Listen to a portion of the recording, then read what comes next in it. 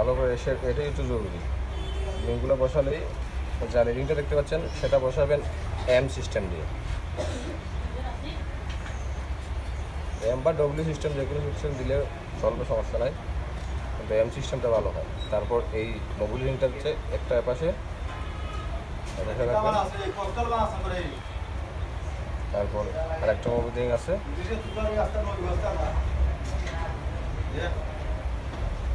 আরেকটা রিং, একটা দিচ্ছে এই পাশে, একটা দিব এই পাশে।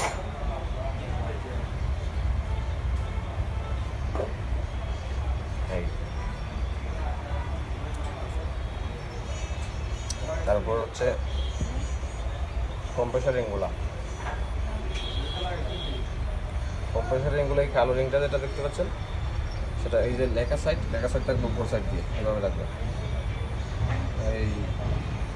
এই যে মাথাটা, পুরো মাথাটা যেদিকে আছে এটা ঠিক অপোজিট সাইডে আনতে হবে।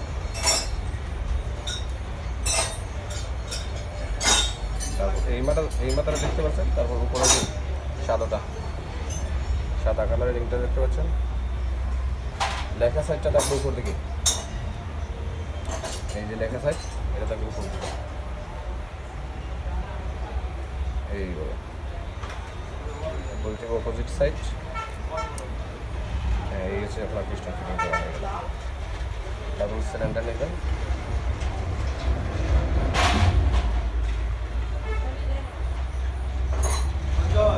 এই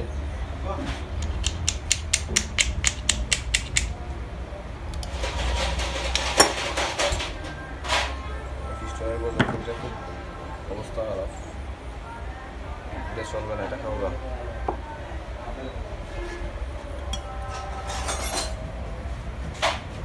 পিস্টনের ফিং যদি খাওয়া থাকে সাথে সাথে চেঞ্জ করে নেবেন, কারণ এই ফিংটা খাওয়া হলে ইঞ্জিনের সাউন্ড পরিবর্তন হয়ে যাবে।